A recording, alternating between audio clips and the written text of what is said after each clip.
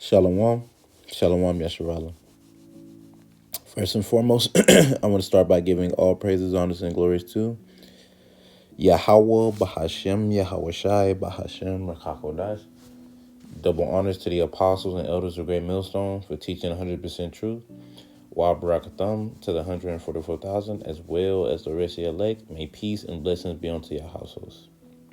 It's your brother Gadal from the Great Millstone Dallas branch, and in this quick lesson, just going to get into pretty much, is this place really worth the squeeze, man? In other words, is it really worth it to ultimately die, or be unalived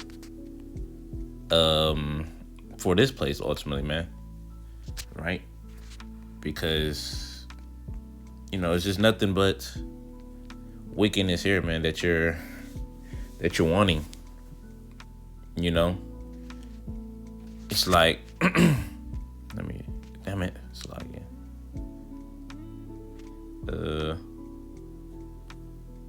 yeah, it's like nothing but wickedness here anyways, man. What gain can you really get from being here, man? Promotes death, culture, right? All creation is mourning, everybody's fucking depressed. There's no good that comes with, ultimately trying harder in this place. Now, you do what you got to do to make ends meet, to survive, of course. Not saying not to do that. But, when you meditate on these things, it's taking the MOTB, aka the microchip, or the Nero link, is taking either of them things really worth your salvation? These are things you have to think about, man.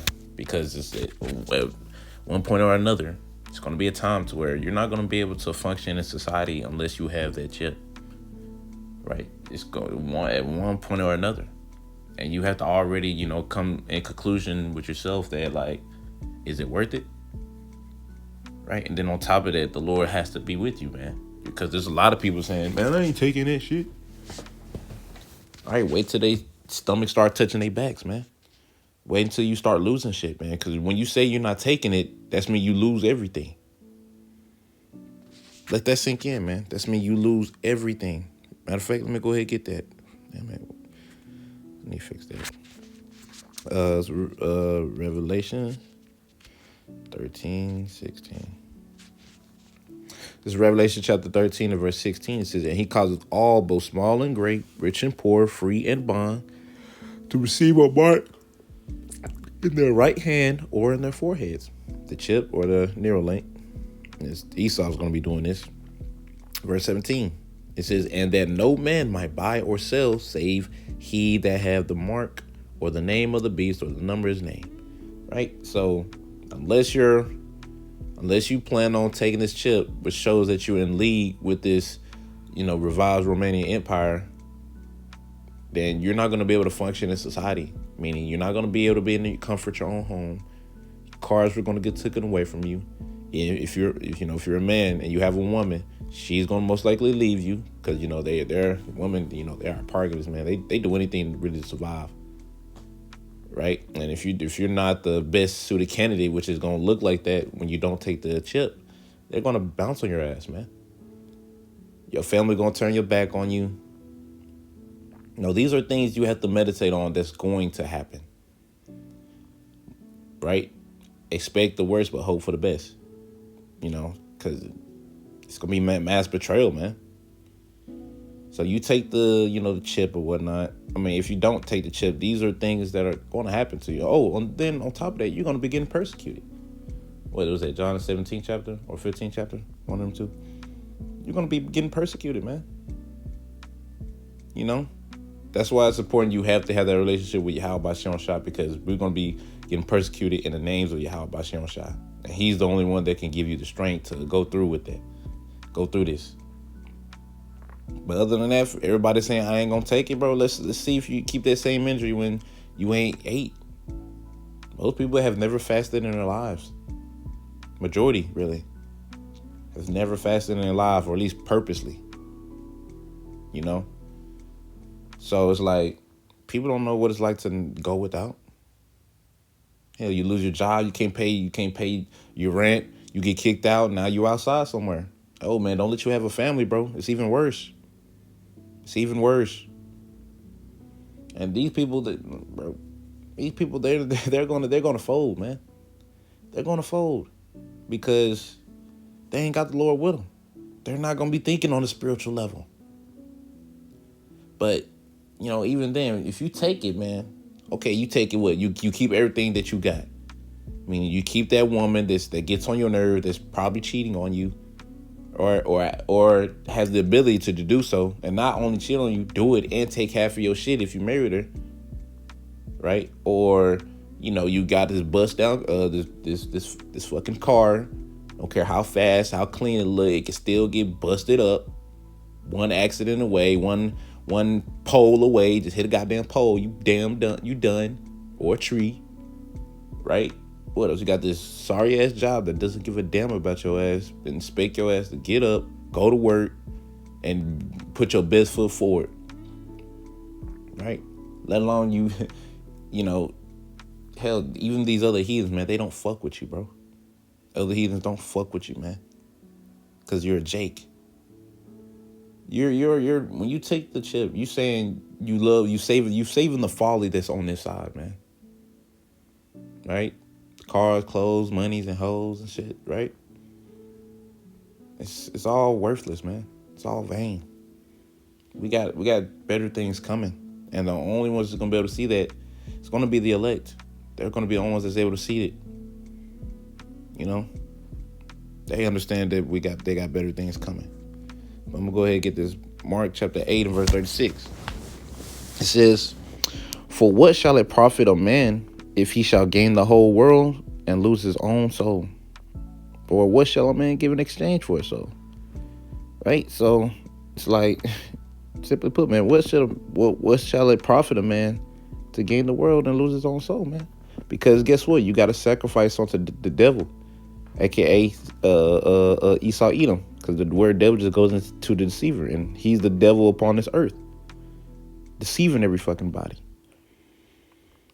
Because you either sacrificing to somebody, you either sacrificing to the Lord or you sacrificing to something else, your pagan ass god or Esau Edom or whatever. One of the two you're doing by default. So, what shall it profit a man that gains the whole world, losing? Because hell, look at the celebrities, man. You mean to tell me you a celebrity and you still suicidal, depressed? Oh, now we know why. Because of all them sacrifices you got to do. You might have to sacrifice your mom, your dad, your best friend, your brother, family, in general, right? Someone who's closest to you. Give up the butt, man. Like, these are things you got to do, and these things don't make you happy. It doesn't make you happy, and you're doing it for a goddamn demon, man. The devil. You do this shit and you still get stabbed in your back.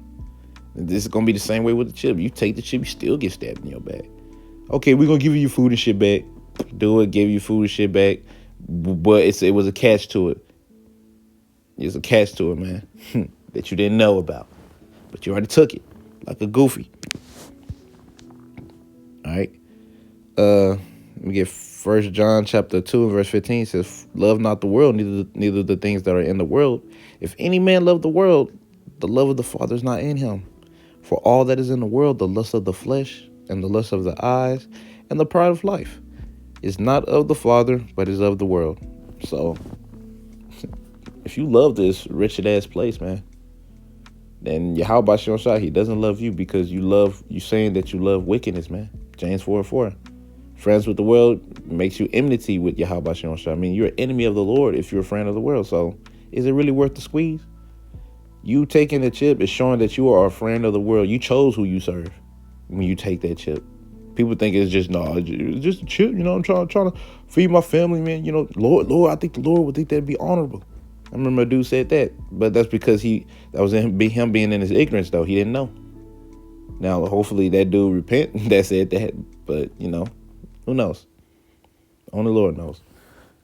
Yahweh Bashem Shah knows. But yeah, man, just this like when you put all these things into consideration, like this, you just you really make it make you really can see how stupid you would be to take that chip. But even with knowing this, man, the Lord just has to be with you though. So if you ain't been serving your Bashem Shah and you think you're just not finna take it, think again, bro, because you're gonna end up taking it because you don't serve the Lord, man. Your faith is not on that level. The Lord will understand. Oh yeah, He understands, all right. Mark your ass for death, for damnation,